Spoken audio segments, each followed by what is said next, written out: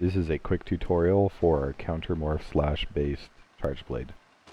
So one of the first things I'm using is spinning slash. This is like Savage Axe from World. It is probably the highest DPS potential that you have with the charge blade while you're in this mode. Highly recommend over this. This one is just really lackluster in comparison. It's your basic. This right here, what it allows you to do is follow up from a guard or a guard point directly into one of your axe attacks. You can either choose a basic axe attack, or you can go into the element discharge or ultra element discharge if you have your shields charged, which I'll go over in a little bit. Peak performance I have quite specifically because it is a way to generate files. When you have files, you're able to do more damage with your ultra element discharge because you get little explosions afterwards. I'll demonstrate that in a little bit as well. You could potentially use Axe Hopper instead if you were fighting in a situation where, like, let's say you want to break Magnum Aloe's back, or you're trying to knock a Rathalos out of the air, or hit one of those, Thunder Serpents, or whatever they're called. Now this one, you have to be careful. It doesn't work like a lot of other guard points do. It isn't like you guard the first hit and then follow-up hits that are coming after it, like Rajang with his Punch Barrage, where you'll guard, guard. This, you'll guard, and then the next hit is going to connect with you. So keep in mind using it in a situation where you're guarding the big hit and you're going to follow up with counters on it that I'll demonstrate. Now as far as the armor skills, artillery is mandatory. It really increases your damage for any charge blade mode. Mind's Eye is for the specific one that I'm using because it's green sharp. Load shells is pretty damn mandatory too. This will decrease the time it takes for you to gain energy to fill your files, so you're just going to put out a lot more DPS. Now, you want an attack skill. Straight up attack 4 would probably be better than this because your files cannot crit. Blunt would be great since I am using the Rajang Charge Blade and it has green sharpness. But, it's just the RNG of whatever you have for your trinkets. Evade Extender, at least 1 point. In other words, trying to reposition with the Charge Blade is extremely clunky because your roll animation is atrocious. So those are the main skills. I'm going to go over my keybinds. Left is the basic attack for my left click. Right click is the special attack. Control is my guard. And if I'm hitting R like Romeo, that is my wirebug aiming.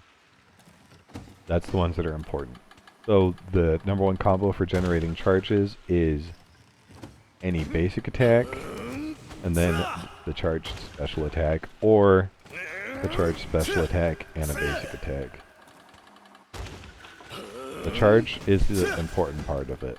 That right there generates the majority of the energy, and then any follow-up just finishes it off.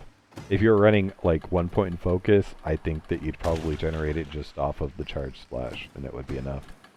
Now, when you have that energy, in order to get into your files, the most common way is just you guard, and then just like that. And that's how you charge it. I don't know of any other way to do that. But once you're in this situation, you are going to be wanting to charge your shield. So there's a couple different ways to do it. One of the ways is you cancel an amped element discharge or a super amped element discharge, and it'll put all of the files that you're about to just throw across the ground into your shield. So if you're in a situation where you're going to miss, absolutely fantastic to just use the resource rather than waste it. So I've got my files back. Now the other way that I prefer to charge the shield is off of a counter because of that one switch skill that I'm using. So you can see that was much quicker, it was more interactive. I was actually doing a little bit of damage while I was charging my shield versus what it would normally be.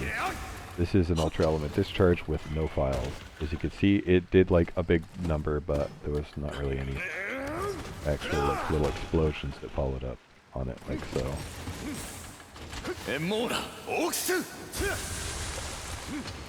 So now I'm going to get into the guard points a little bit. So you have 3 guard points really that you'll be using. The first one is when you're directly beginning to swap from sword to axe. So it's like right there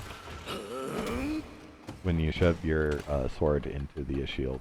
like right before it turns that way. The second one, because of the switch skill, is going to be right at the beginning of my swap this way, which is the guard button. Now, that one you have to be careful with, because there's a really awkward attack that's really easily punished. It's this right here. But yeah, that can get you punished pretty heavily, so just be careful. Okay, files again. Now, the wirebug skills. The basic one from the basic attack, it's actually pretty interesting. I'm pretty sure it's iframes. But the timing has to be right. Yeah, my timing is off. I'm sorry. The timing's really tight on it. There it was. So anyways, it's the morphing advance. And what that'll do is it'll switch you from Sword and Shield mode straightly into the Axe mode. And you can immediately follow it up with element discharge in any direction if you want. Pretty handy. The other one, hold on, I'm gonna make some just really quick just to demonstrate. So you can see how I have yellow energy on my files.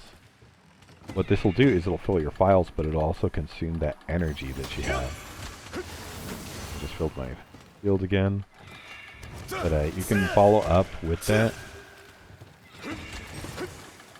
into the Amp Element Discharge, or you can go directly into the Condensed Spinning Slash. Now this is the fastest way you can get into that Condensed Spinning Slash, which I'll go over a little bit in a second. So if you basic attack off of that switch skill, then you're going to be able to go into the Condensed Spinning Slash.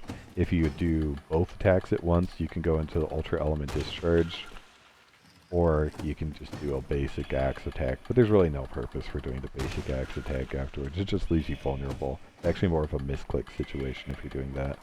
Now, the other way that you could get into the Condensed Spinning Slash, just to give like a demonstration of how much slower it is you guard, act like you're charging your shield, and then you hold down the button, and you can go into Condensed Spinning Slash this way. Now, one thing to keep in mind about that is if you have energy, you'll actually do that animation faster. So it's like this, quick, versus this right here. Hold on. Versus this quick. Awkward chug, and then you can do it. So it saves you like that little split second. So that's something to keep in mind. If you can generate a little energy first, usually it'll work out better. Now, the actual combos in this mode, if you just tap the button, it'll do quick swing through, which, one, it doesn't generate files as you're doing that, and two, it doesn't do that much damage. But if you hold down the attack input on contact, then you do like a significant amount of extra damage, as you can see. And now this is, I believe, mostly based off of your element with a little bit of your files in consideration. So artillery has an effect on this. Crit does not affect those numbers whatsoever, I believe. And any time that you're in axe mode, if you double tap both of your attacks at once, you'll immediately start doing an Ultra Element Discharge as long as you have shield charge, which I just topped off my shield charge with my extra files. Always keep that in mind for your extra files, it's super handy. As far as some evasion tactics that can work pretty well, any basic sword attack you can follow through with the directional input and a special attack, and you'll do a fade slash. You can do those forwards, backwards, left, or right. You can also do the side hop. Side hop does have a moment of iframes, so if you get really good at your timing, you can iframe through roars and such. But anything that has a longer hitbox than a roar, it can be a little bit difficult unless you have levels of evade window. But yeah, that's really the basics of it. Hope you enjoy.